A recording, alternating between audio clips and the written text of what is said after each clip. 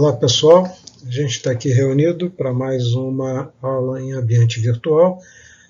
Essa aula seria a aula referente ao dia 15 de novembro, que é um feriado, e que para a gente não perder tantas aulas quanto nós já perdemos, vamos tentar adiantar com essa atividade aqui assíncrona, nesse ambiente online. A gente vai conversar ainda sobre ambientes tectônicos, nesse caso agora falando sobre colisão de placas continentais com formação de rochas granitoides. Bom, a primeira coisa nós vamos então definir o que são as rochas granitoides, e esse é um termo que surgiu ali nos anos 80, e para representar um conjunto de rochas num espectro composicional bastante expandido, porque vão desde os álcali-granitos até os tonalitos. Portanto, no processo de classificação via QAP, corresponde àquelas rochas com uma quantidade de quartos entre 20% e 50%, com uma composição variável, com volumes variáveis, em relação à presença de feldspatos alcalinos e de plagioclásio. A quase totalidade desses corpos magmáticos, plutônicos, félsicos, ocorrem associados à crosta continental. E essa associação a essa crosta continental representa um significativo aumento de volume dessa própria crosta, por processos tectônicos que levam a um forte espessamento crustal. Então, esses corpos eles podem ter características de formação, de origem, de alojamento, bastante variáveis em função desse processo tectônico que leva a esse espessamento crustal. Então, para cada passo desse espessamento, a gente vai ter, na verdade, uma característica petrológica associada a esses corpos, que vai, inclusive, nos permitir marcar esse processo evolutivo dentro desse ambiente tectônico. Lembrando que nós estamos falando de uma crosta, uma crosta continental, portanto, estamos falando de um processo fundamentalmente associado à litosfera, onde para que ocorra uma fusão crustal, vai ser necessário um distúrbio, seja ele termal, ou seja ele também associado à variação de pressão, e a partir desse distúrbio, esses magmas vão ser produzidos. Então, esses magmas e esses granitoides tipicamente crustais, eles são fruto de um processo de fusão parcial que ocorre na crosta. E, dependendo de como eles evoluem, dependendo do volume de material envolvido e dependendo também da característica composicional dessa crosta, as composições dessas fusões parciais podem ser bastante variadas. Entende-se, portanto, que a maior parte dessas rochas, desses granitoides, eles são formados a partir de fusões parciais, de material derivativo de fusões parciais. Essa fusão parcial nós denominamos de anatexia, e a gente não pode esquecer do envolvimento do material mantélico, tá certo? Principalmente quando essas fusões estão ocorrendo na base da crosta. E muitas vezes é lá que vai ocorrer e é lá que vão ser gerados grandes volumes de magmas. Tá certo? Então, além de nós termos aquelas fusões tipicamente crustais, de uma crosta mais superior, uma crosta mais, digamos assim, félsica por natureza e silicatada, nós temos também as fusões em zonas mais profundas dessa crosta, onde a contribuição mantélica se faz presente também e interfere no tipo de material que vai ser gerado. Portanto, o que nós vamos chamar aqui de granitoides, quando a gente usa essa terminologia, nós estamos falando de rochas félsicas faneríticas, né, com presença de quartzo, plagioclasto e cafeodspato em proporções bastante variadas, né? Esses são os elementos, são os minerais, né, que dão efetivamente a composição principal dessas rochas, e elas vão variar, desde os tipos que vão ser mais ricos em plagioclasto e quartzo, que são os tonalitos, por exemplo, até aqueles que vão ser muito enriquecidos em cafeodspatos, né, que a gente denomina de álcali-granitos. Então, isso marca com bastante precisão, né, essa expansibilidade dessa série de rochas granitoides. A eles, em volumes um pouco menores, mais restritos, né, e de ocorrência também bem mais restrita, nós temos sienitos ricos, né, nesses elementos alcalinos, e monzonitos, que são pobres, são rochas mais pobres em quartzo.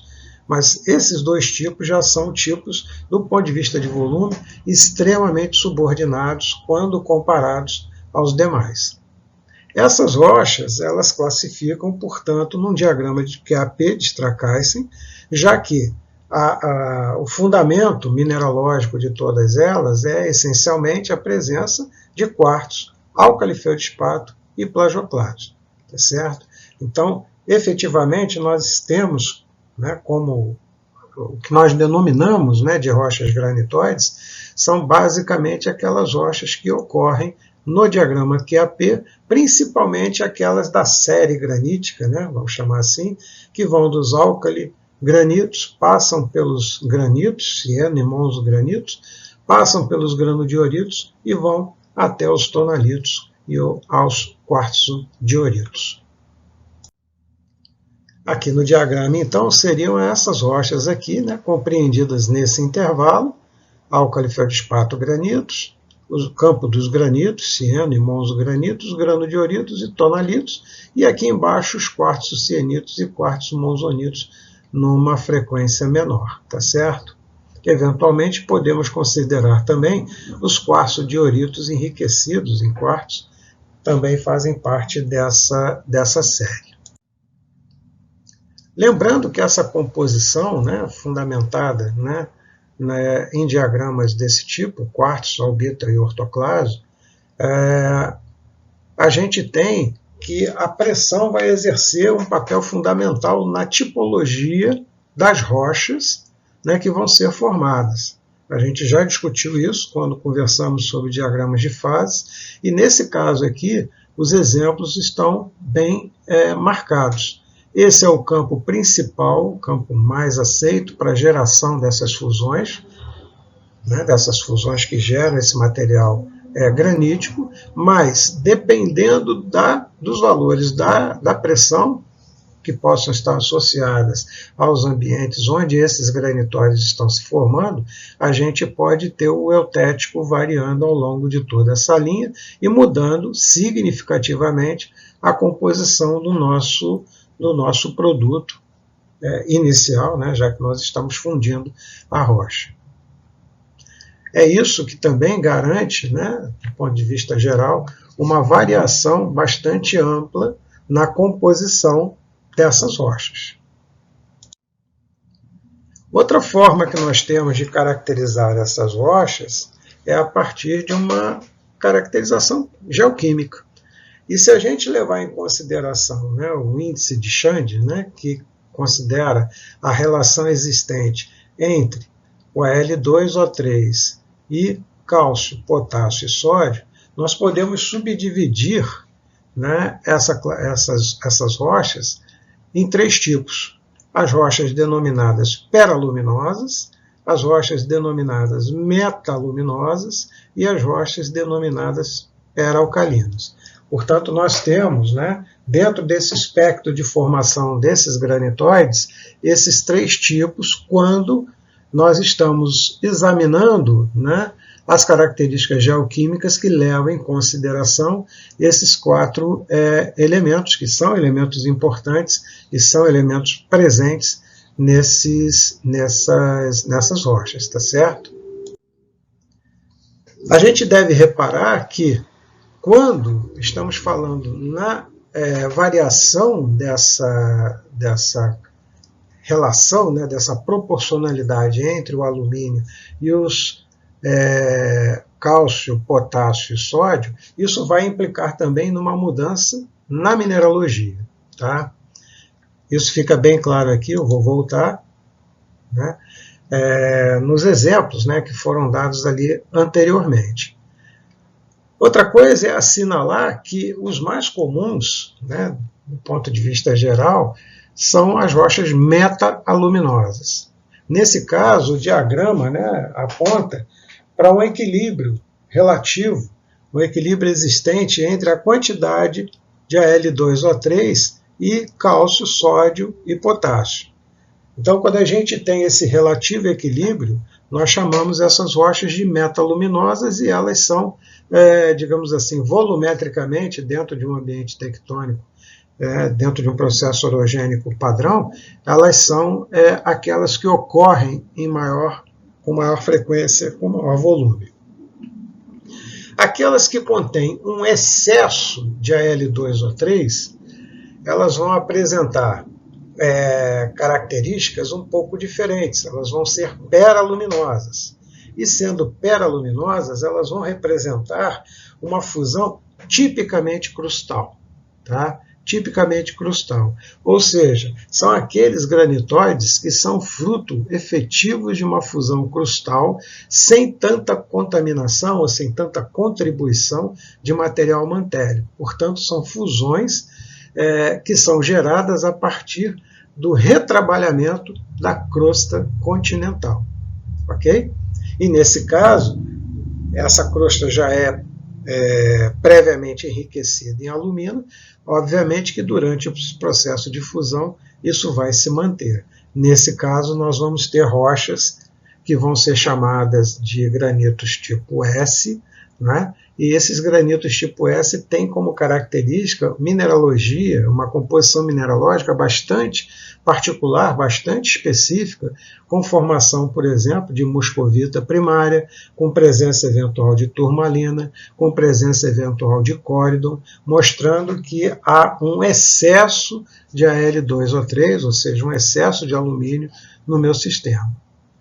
De outra ponta, nós temos aqueles que são proporcionalmente pobres em alumina, né, em Al2O3, quando comparados a cálcio, sódio e potássio. E nesses casos nós vamos chamar esse conjunto de um conjunto peralcalino. E elas vão representar rochas, né, com uma quantidade relativa de quartzo menor, mas com presença maciça, permanente e marcante de piroxênios e anfibólios que vão se mostrar enriquecidos em sódio. Então, gerando também uma mineralogia, né, uma composição mineralógica bastante particular. Tá certo? Então, vocês reparem que, pela composição mineralógica, a identificação da composição mineralógica, né, ela já assinala para uma característica geoquímica associada a esses elementos que nós estamos comentando, né, alumínio, cálcio, sódio, potássio, e a proporcionalidade entre eles aponta para 3 tipos de rochas, né, diferentes. As metaluminosas, as peraluminosas e as peralcalinas. Tudo isso em função da proporção de alumina em relação a sódio, potássio e cálcio. Outro fator também que é bastante importante e que deve ser realçado, porque quando fazemos um estudo de amplitude, né, numa área tectonicamente associada a processos orogênicos, é que há diferenças fundamentais entre aqueles granitóides que são gerados durante a fase inicial, né, a fase em que a colisão está começando a acontecer e ainda você tem ali uma contribuição de uma cunha mantélica, né, uma cunha acrecional, desculpe, daquela fase mais tardia, onde o espessamento crustal já aconteceu, onde a crosta está praticamente duplicada em termos de volume, E aí nós vamos ter um magmatismo que nós vamos denominar de intraplaca. Então, reparem nas curvas como elas são diferentes para os mesmos elementos, tá certo? Aqui numa razão, né, padrão para MORB, né, usando MORB como um elemento de padronização, né, para a gente ver as variações, a gente vê que o espectro da curva é completamente diferente quando a gente está tratando de rochas associadas a processos de subducção e quando a gente está olhando rochas associadas a processos de intraplaca. Esses granitóides que ocorrem nessa região de intraplaca, nós chamamos eles de tipo A, tá? E esses que a gente entende que são frutos, né, desse processo orogênico inicial, seriam então os granitos tipo S, os granitos tipo I e os granitos tipo M. Nós vamos falar deles daqui um pouco mais. Certamente uma das maiores contribuições, né, no estudo das rochas graníticas é a possibilidade que nós temos de associá-las a cada um dos ambientes tectônicos e utilizá-las como marcadores petrogenéticos dentro do processo evolutivo de uma orogenia.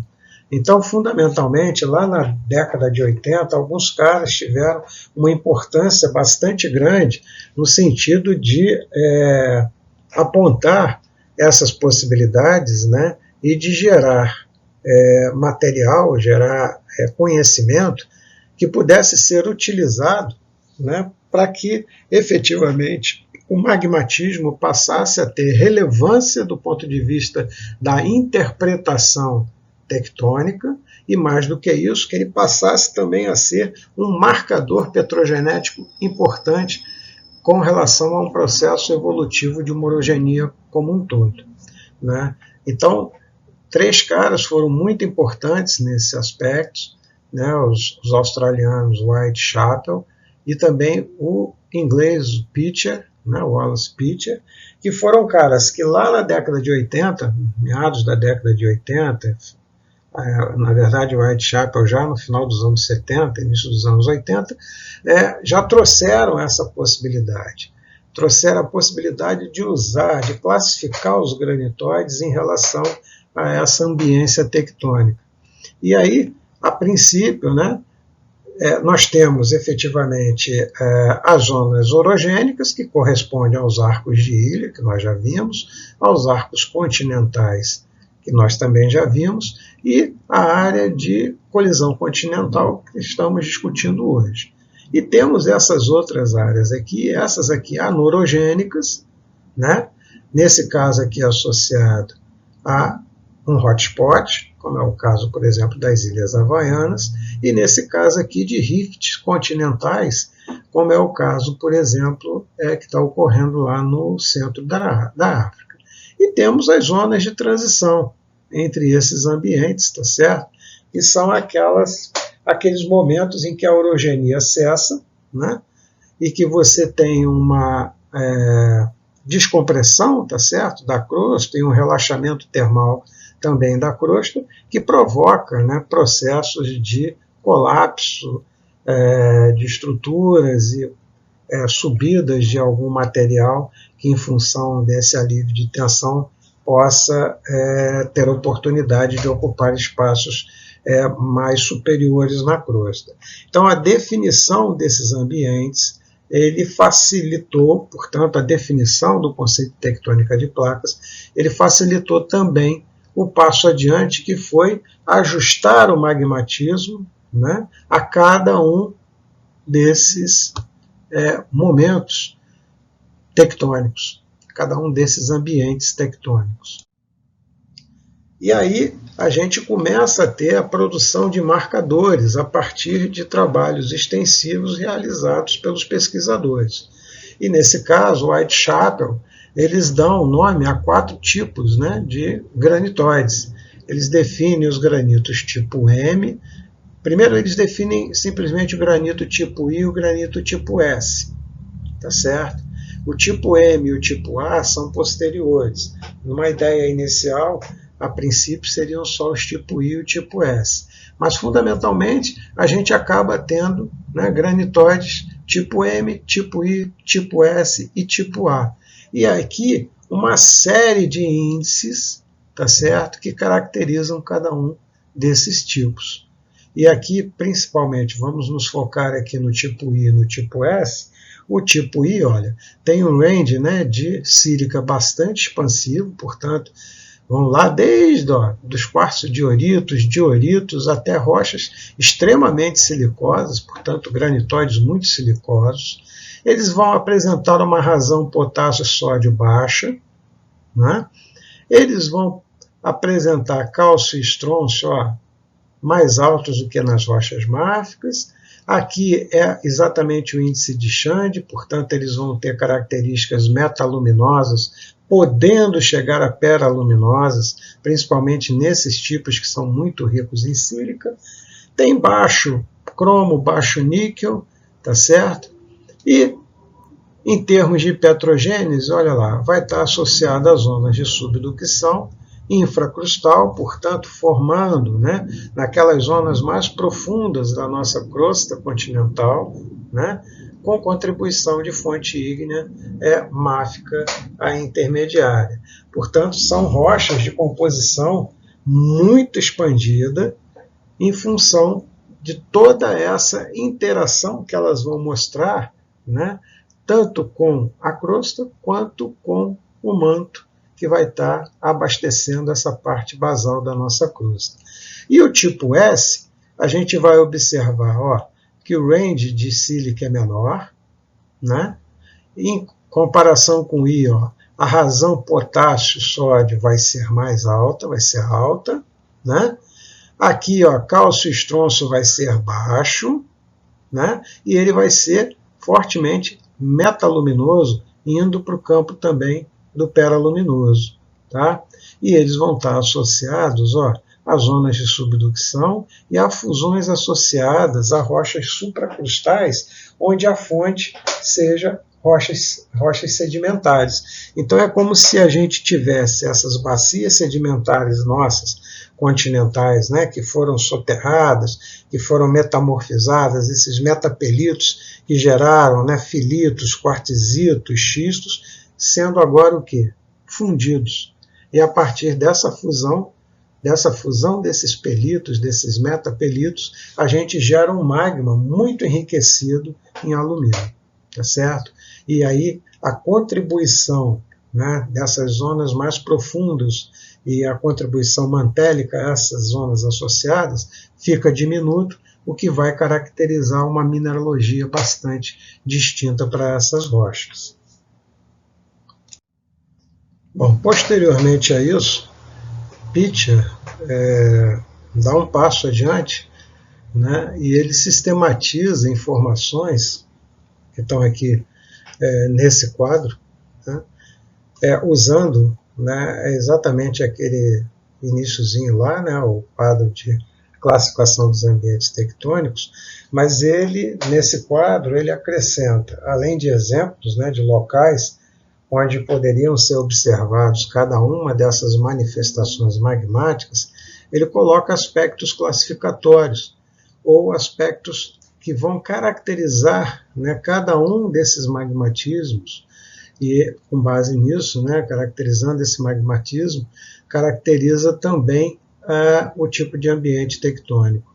Então ele leva em consideração geoquímica, o tipo de rocha presente, as associações minerais encontradas nas rochas, o vulcanismo que pode estar associado ou não a esses ambientes, a classificação, né, de Barbarin, né, que foi um francês também que contribuiu bastante no processo de nomenclatura classificatória usando a base geoquímica, e discute ainda processos de origem e os mecanismos de fusão. Então ele cria, né, na verdade, um quadro que é bastante completo, né, e muito importante, onde estão resumidas as características básicas e fundamentais de cada um desses magmatismos associados a cada uma dessas áreas tectonicamente ativas. O que fica realçado, né, a partir disso é que nós temos rochas magmáticas, granitoides, sendo produzidas em qualquer ambiente tectônico, né? Agora, obviamente que aquelas mais associadas a fusões crustais estão mais relacionadas ao processo de espessamento crustal. Tá? Então, aquelas que são mais francamente crustais, obviamente eu preciso ter um espessamento, um aumento substancial do volume da crosta para que elas possam ser geradas. E esses espessamentos crustais, eles vão ocorrer quando? Quando a gente tem processos de convergência de placas. Tá? E onde a gente tem processo de convergência de placas, o magmatismo assume uma grande importância, tanto do ponto de vista volumétrico, quanto do ponto de vista de depois, quando nós vamos estudar esses ambientes, entender esse magmatismo como marcadores petrogenéticos. No curso nós já discutimos os magmatismos, né, ou magmatismo associado a margens ativas, com envolvimento de placa oceânica e continental, que formam os arcos magmáticos continentais, e quando a gente tem uma subducção associada a placas oceânicas, nesse caso formando os arcos de ilha. A partir de agora, nós vamos tratar mais especificamente das áreas de convergência, onde ocorre a convergência de duas placas continentais, o que vai efetivamente provocar um espessamento crustal bastante mais significativo.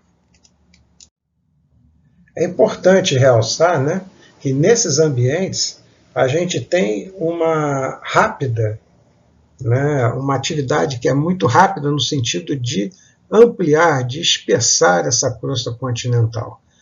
Isso se dá por quê? Porque não se estabelece de uma forma clara, né, de uma forma efetiva, uma zona de subdução.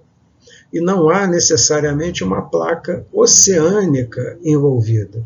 Como as duas placas continentais são muito próximas em termos de composição e são também muito menos densas do que o substrato, né, dessas próprias placas, acontece que elas não conseguem subductar. Então elas se chocam, se amarrotam e crescem, né, sob forma de espessamento. Né? Ou seja, é como se houvesse uma grande colisão onde você não tem afundamento. Você tem, na verdade, essa colisão produz, na verdade, um relevo positivo. A zona de colisão ativa com essas características, né, hoje em funcionamento, vamos chamar assim, é sem dúvida a região da Cordilheira dos Himalaias, né, formando lá a Cordilheira dos Himalaias, onde estão lá os pontos mais altos do planeta, tá certo? E a gente vai ter um cuidado, né, uma atenção maior a essa área, porque ela permite que a gente entenda o funcionamento dessa colisão e como, em função desse evento, dessa colisão, a gente tem uma variedade, tá certo? Uma contínua modificação na tipologia do magmatismo.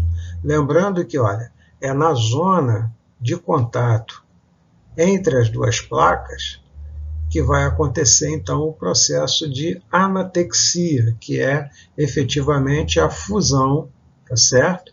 A fusão, de uma forma mais relevante, né, da crosta continental. Bom, os Himalaias, ele corresponde hoje, né, à cadeia de montanhas, onde estão as montanhas mais altas do planeta. Então, aqui, né, tá aqui a Cordilheira do Himalaia, ela tem essa forma de arco, o que é tradicional nessas áreas de convergência, né, e basicamente nós temos aqui, ó, alguns países, né, envolvidos na Cordilheira do Himalaia. O Paquistão, a China, o Nepal, o Butão, Bangladesh e a própria Índia. Tá? Então, essa região, né, em maior ou menor quantidade, né, de seus territórios, elas estão envolvidas nesse processo de choque dessas duas placas, né, a chamada placa indiana e a placa eurasiana. Os Himalaias, né, a Cordilheira dos Himalaias, portanto, está localizada entre a planície indo-gangética, né, que é do rio Ganges, que é toda essa planície, né, uma área gigantesca de planície nessa região aqui, e o Planalto tibetano, que está aqui em cima. Lembrando que o Tibete não está assinalado aqui como país, porque ele foi ocupado e incorporado pela China. A cordilheira, então, abrange esses países, como citados aqui, e lembrando só, a título de curiosidade, que o nome Himalaia vem do sânscrito, né, que é uma língua dessa região, da Índia, Paquistão, Bangladesh, e tem como significado, a palavra Himalaia tem como significado morada da neve. Está aqui, então, em termos de mapas, né, para a gente ter uma ideia um pouco mais aberta. Essa área toda aqui é uma grande área de rebaixo, né, uma grande planície, tá certo? Que pega essa região toda aqui do Paquistão e boa parte da Índia, e aqui o Planalto, né, chamado Planalto tibetano, onde está instalado efetivamente o arco, né, que vem até um pouquinho mais para cá, aqui já é o Paquistão, né, e a China, aqui é o Tibete, né, que foi incorporado pela China, e as montanhas ao longo, desenvolvidas aqui ao longo desse arco.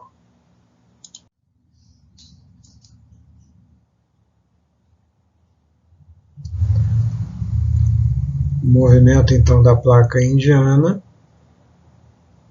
o choque agora com a placa eurasiana,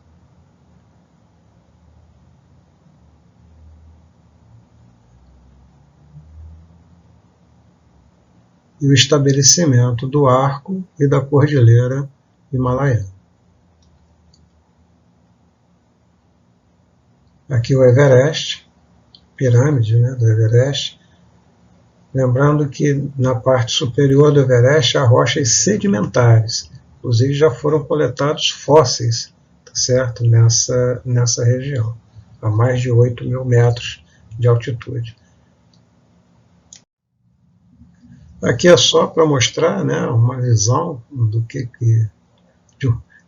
perfil, né, dessa região.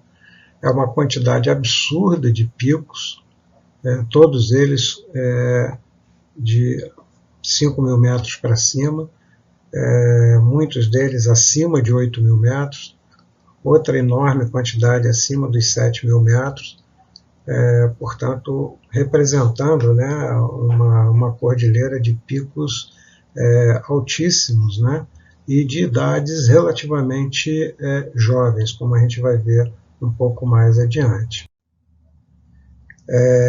Esse é um perfil clássico, né, do Planalto tibetano, tá certo, na área do Nepal, e aqui está a pirâmide do Himalaia, vista de longe, e aqui mais de perto. O Himalaia, com seus 8.840 metros, é o ponto culminante do planeta. Bom, então a colisão continental e a sua relação com essas rochas graníticas, né, ou rochas granitoides. Granitos e rochas assemelhadas, eles se formam, né, realçando, prioritariamente sob condições de convergência de placas. A partir dessa convergência, diferentes tipos de rochas graníticas vão se formar e vão ter sua composição sendo modificada, variando de granito para granodiorito, para tonalito, durante o processo evolutivo dessa convergência. Portanto, eles passam a ser marcadores evolutivos da orogenia muito importantes.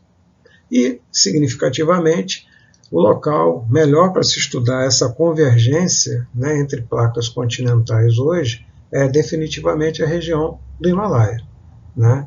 E lembrando que durante essa colisão, essa convergência, existem estágios distintos nesse processo evolutivo da orogenia que vai implicar também na produção de tipos magmáticos distintos. E é justamente essa possibilidade, a identificação dessa variação, é que vai permitir usar o magmatismo como um marcador do processo evolutivo do ambiente tectônico convergente nesse caso. Fundamentalmente, a gente pode dizer que existem 3 estágios. É claro que dentro de cada um desses estágios existe uma enormidade de outros processos, mas num plano geral, 3 estágios, que é o estágio da subducção, né? Quando então a placa, na verdade, continental vai se aproximando da outra placa continental, né? Ainda não há colisão, portanto, né? O processo efetivo de colisão, quando os sedimentos começam então a ser fortemente deformados, e o processo, né, de espessamento crustal tem início, e o estágio tardio, que é o estágio pós-colisional, quando então, na verdade, você tem as 2 massas continentais se chocando e provocando essa rápida ascensão desse material crustal, né, espessando a crosta, às vezes duplicando o tamanho dessa crosta continental. Portanto, se a gente usa, né, a Cordilheira do Himalaia como exemplo, o contexto tectônico dessa cordilheira envolve a convergência das placas Índia e Eurásia, a destruição do Mar de Tete, que era aquele mar, né, existente antes da pancada, né, da placa indiana na placa eurasiana, o estágio de subducção, que é exatamente esse momento em que o Mar de Tétis desaparece e a colisão está próxima, a convergência dessas 2 placas, né, implica na colisão dessa zona, dessa placa oceânica do Mar de Tétis, que é o evento que a gente chama de pré-colisão, porque ainda não há efetivamente a colisão das 2 placas continentais, que se segue então a colisão dessas 2 placas continentais e, posteriormente a essa colisão, aquilo que está sendo vivenciado hoje, que é o estágio pós-colisional. São os eventos que estão acontecendo depois que essa colisão se estabeleceu. Chama a atenção que esse estágio aqui, pré-colisional, né, ele dura 75 milhões de anos, tá? Que é o tempo, né, é o tempo que a placa indiana levou para se descolar ali daquela região da África e chegar até a placa da Eurásia. O estágio colisional, né, que é então aquele estágio de aproximação onde a zona de subducção está estabelecida e aqueles sedimentos pelíticos, né, todos começam a ser deformados, tem 25 milhões de anos, e o estágio pós-colisional é o que está sendo vivido nesse momento. Então, para a gente ter aqui a ideia, né, de como se deu esse avanço, tudo isso aconteceu do ponto de vista tectônico de uma maneira muito rápida, uma velocidade bastante expressiva, que obviamente, conforme, né, vai chegando mais perto da placa da eurasiana, o que vai acontecendo? A velocidade vai diminuindo, porque você está tendo choque. Mas antes, quando ela tinha liberdade de movimento, o avanço dessa placa era muito rápido, 18 centímetros ao ano. E ainda hoje a gente tem um efeito de inércia, né, provocando a movimentação de 5 centímetros ao ano, o que faz com que aquelas montanhas continuem crescendo e que toda aquela região seja afetada por tremores, né, por sismos, né, associados a essa movimentação. Aqui em perfil, né, a gente tem o processo evolutivo, né, tá aqui o Mar de Tétis, né, tá aqui o Mar de Tétis vai diminuindo, o Mar de Tétis vai sendo apertado, tá certo? E finalmente o Mar de Tétis fica contido e toda a sua sedimentação começa efetivamente a sofrer, né, essas rochas que foram formadas a partir desses sedimentos, ou os próprios sedimentos, começam a sofrer, então, o processo de deformação. Essa área aqui é a área de impacto, né? Está aqui o Tibete, portanto, essa aqui é a movimentação da placa indiana, fechando o mar de Tétis e provocando a subida, o espessamento crustal das montanhas da Cordilheira Himalaiana. Então, vocês vejam que isso aqui tem início há 55 milhões de anos, e esse processo evolutivo, né, dessa instalação da colisão vem até 20 milhões de anos atrás. Essa é uma situação que a gente tem atual, né, de distribuição, digamos assim, de forças, porque obviamente há sempre compensações. Então aqui está havendo a grande pancada, né, entre a placa da Índia com a placa eurasiana, e os efeitos, né, os efeitos de distensão, né, de tensões laterais, afetando toda essa área aqui do Sudeste Asiático e a área da China mais para o leste, né, mais em direção ao mar do Japão. Então são as compensações, né, tectônicas necessárias em função do poder desse evento tectônico que está acontecendo aqui nessa região. Bom, rapidamente então vamos ver, né, os produtos, né, de cada um desses momentos, né. Aqui a gente está no estágio pré-colisão, portanto aqui, né, nós estamos, essa é a placa eurasiana, e aqui, né, é o fechamento do mar de Tétis, e nesse caso os produtos que são referenciados a esse estágio evolutivo são metasedimentos, são sedimentos fortemente deformados, certo? O magmatismo é restrito ou é fruto da fusão parcial desses sedimentos, desses metasedimentos. Então, na verdade, a representação nesse estágio, né, de pré-colisão é dada por rochas, por exemplo, com granada, CPX, né, lembrando ali o grau de metamorfismo mais alto, né, ali perto dos granulitos. Essa é uma outra coisa interessante, é que durante então esse processo, né, de fechamento do Mar de Tétis, né, e de estabelecimento da Cordilheira dos Himalaias, ao longo então desse período de tempo todo aqui, de 150 milhões de anos até os dias atuais, a gente vai ter uma sucessão de eventos magmáticos de características diferentes, tanto do ponto de vista composicional, quanto do ponto de vista dos volumes dos materiais envolvidos. Tá? E aqui estão os primeiros. Esses primeiros, pintados aqui em vermelhinho, eles correspondem exatamente a essa fase pré-colisão, né? Onde nós temos o quê? A subducção.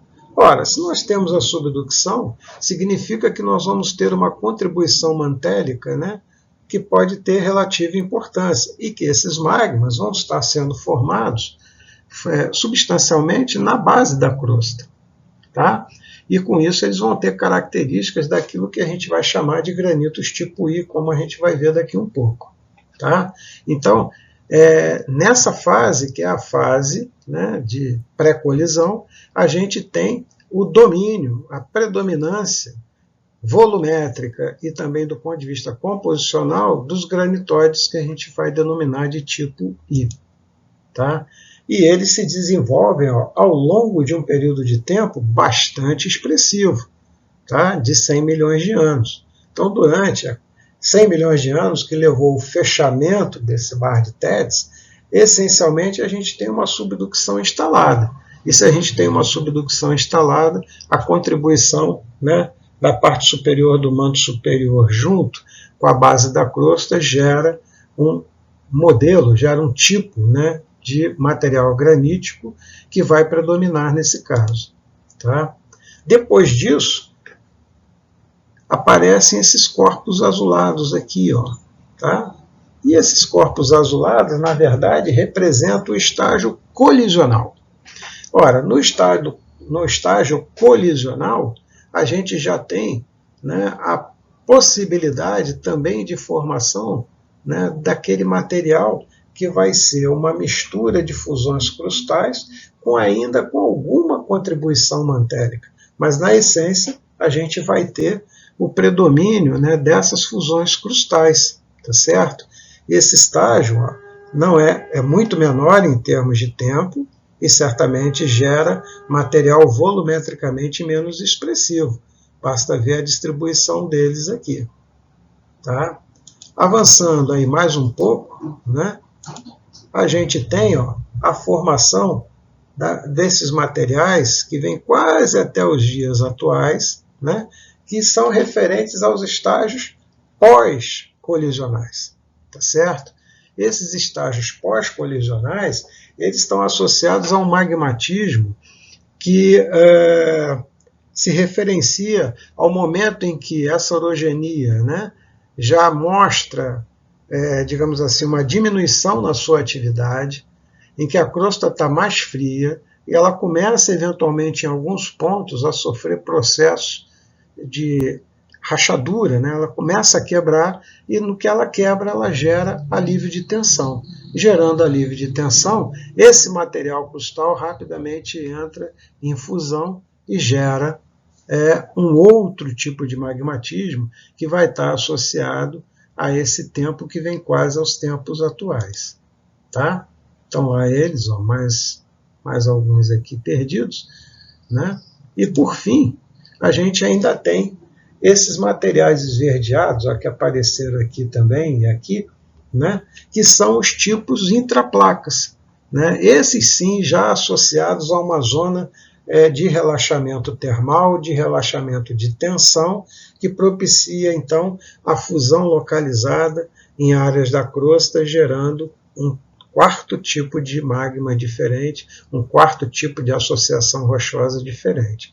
Então, ao longo de todo esse caminho, né, está aqui o verdinho, chegando até os dias atuais, a gente tem pelo menos 4 sequências, né, a vermelha, depois a azul, depois essa outra azul mais clara, e depois essa verde, que são referentes a cada um dos estágios evolutivos desse processo orogênico, tá certo? E é exatamente isso que permite que, na verdade, a gente use o magmatismo como um elemento, né, de entendimento do processo evolutivo dessa orogenia. Cada um desses produtos, né, eles vão ter características diferentes. Então, por exemplo, num diagrama QAP, aquelas rochas vermelhas, que são as primeiras, volumetricamente mais importantes e que se formaram durante um tempo mais longo, elas vão plotar nesse campo aqui, que vai envolver exatamente dioritos, quartzo-dioritos aqui, muitos tonalitos, granodioritos e granitos. Mas olha, não chega lá nos tipos álcali-granitos. São os granitos aqui mais perto da borda do granodiorito. Esse aqui seria o campo, né, de restrição, digamos, da ocorrência dos tipos composicionais associados a esse magmatismo do estágio de subducção. Tá? E esse magmatismo ele é chamado do tipo I, conforme aquelas definições que a gente viu lá atrás do Pitcher, né?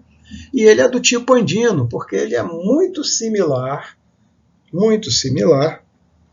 ao que acontece nos arcos magmáticos continentais, porque, afinal de contas, você está tendo, nesse momento, uma subducção de uma placa oceânica por baixo de uma placa continental. Então, fundamentalmente, a gente tem um magmatismo que é muito similar, tá certo, ao magmatismo tipo andino. Então, são rochas mais ou menos com essa cara, são granitos a biotita, granitos a hornblenda, ou granitoides, né, com hornblenda, e do ponto de vista da classificação, né, da relação existente entre alumina, cálcio, potássio e sódio, eles são do tipo meta-aluminoso, tá certo? Ou seja, eles são os tipos mais comuns, que nós estamos mais acostumados a ver, tá certo? tanto em termos de volume quanto em termos de dispersão composicional. Tá? Então, essencialmente, esses granitóides, eles são do tipo metaluminoso, eles são dominantes em volume e composicionalmente eles têm composições bastante expandidas, indo desde lá os quartzo-dioritos até os granitos, passando pelos tonalitos e passando também pelos granodioritos. Tá? Então, eles aqui, tipo I, né, com aquelas características que nós já falamos anteriormente. Tá? E aqui está a associação deles, ó, do ponto de vista da petrogênese, a associação às zonas de subducção, formados em zonas profundas da crosta, né, infracrustal, e com participação efetiva de material máfico de fontes ígneas mantélicas. Do ponto de vista dos elementos traços, né, usando aqui os terras raras como representação desses elementos traços, né, num exemplo rocha-condrito, eles são essas partes avermelhadas aqui que mostram bastante coerência entre elas, né, numa posição intermediária e onde o nível de fracionamento, né, não é muito grande. Então, do ponto de vista da origem, né, eles estão associados a essa fase muito similar, né, idêntica àquilo que a gente viu nos arcos magmáticos continentais, porque está envolvendo essencialmente o afundamento de uma placa oceânica por baixo de uma placa continental. Essa placa oceânica seria a placa referente ao Mar de Tétis, tá certo? Com a subida, portanto, de vários plútons, né, ao longo de todo esse tempo, no caso de 100 milhões de anos, que foi o período de evolução desse material. Quando a gente chega no estágio colisional, ou seja, nesse caso a gente começa a ter a pancada, né, o encontro dessas duas grandes massas continentais, aí a gente passa a ter a formação também, não exclusiva, mas também dos granitóides tipo S, tá certo? Nesse caso, as composições são bem mais restritas, ó. Elas estão aqui no campo dos alcaligranitos, né, dos cianogranitos, e alguma coisa indo ali no campo dos monsogranitos, mas nem se aproximam do campo dos tonalitos, por exemplo, ou mesmo dos granodioritos. Tá? Então são leucogranitos, né, são granitos muito claros, hololeucocráticos, tá certo? Muito ricos em quartzo, basicamente representativos, né, de um ponto eutético granítico.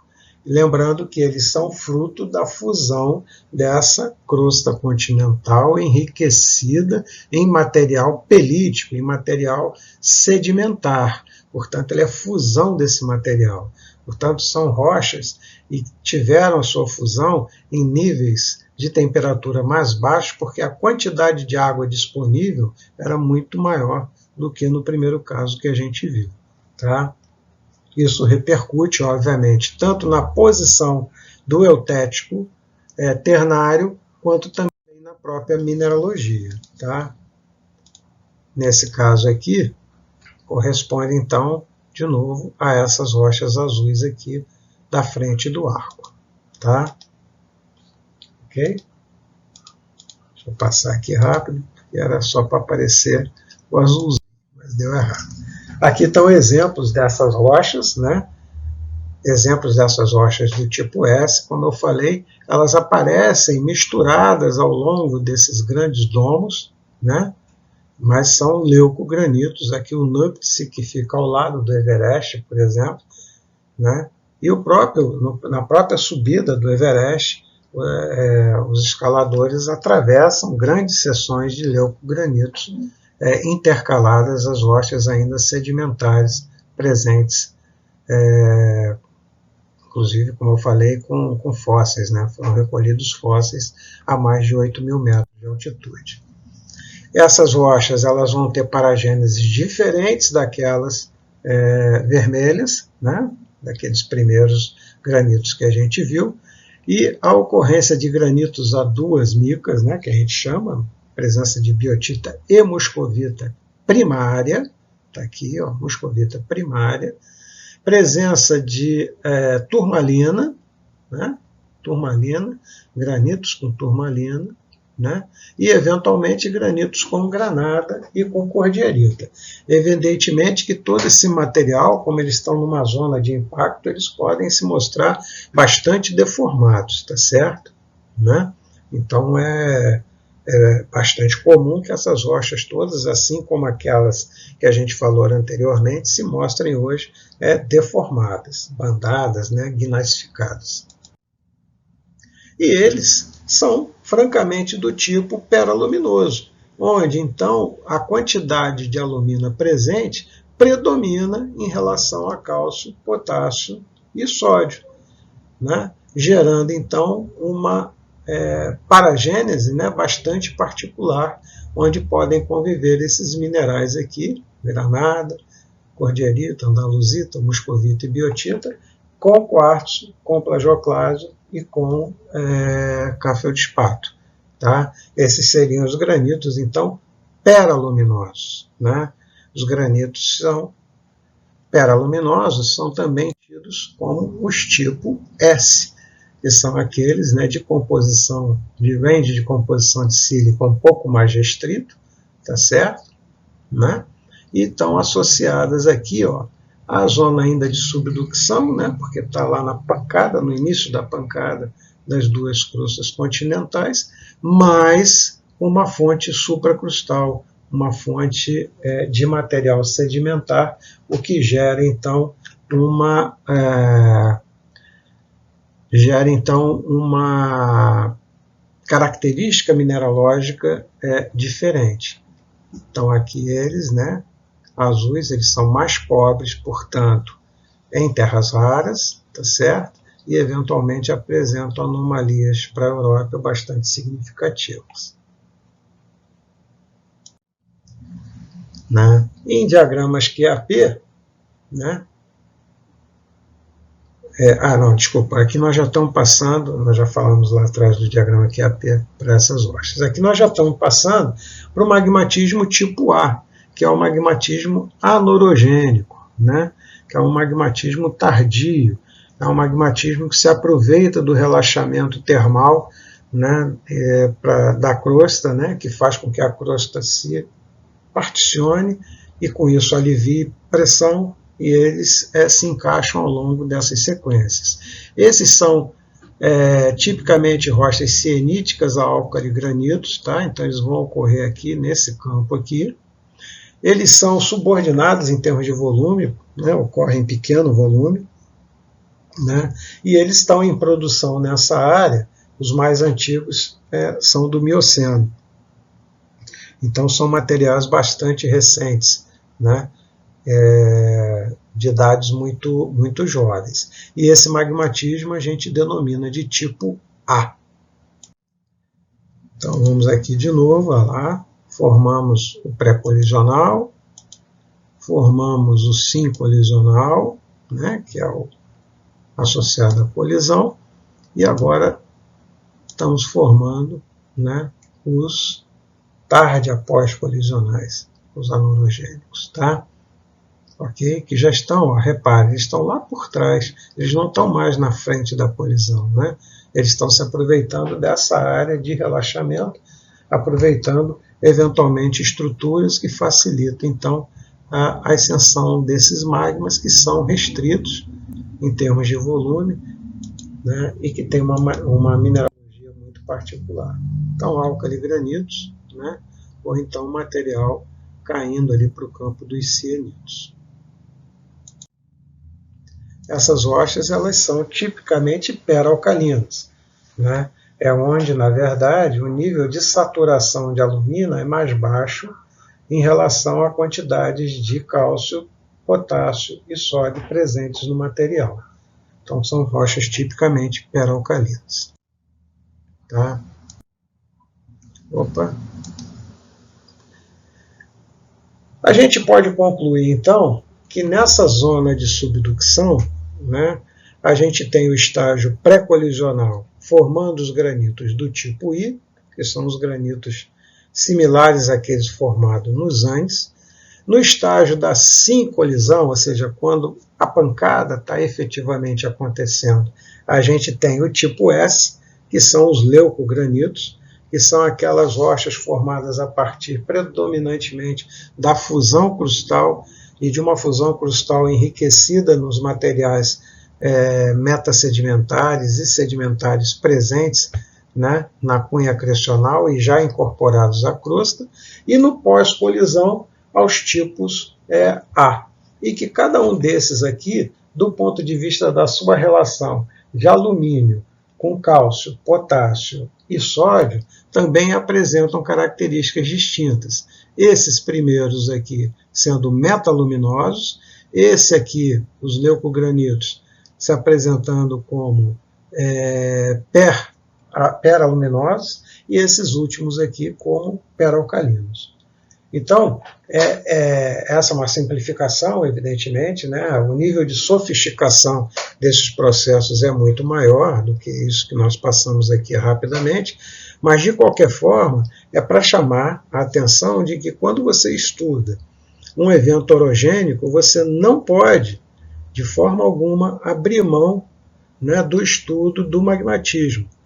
E esse estudo do magmatismo ele vai além, né, de simplesmente identificar onde estão os corpos.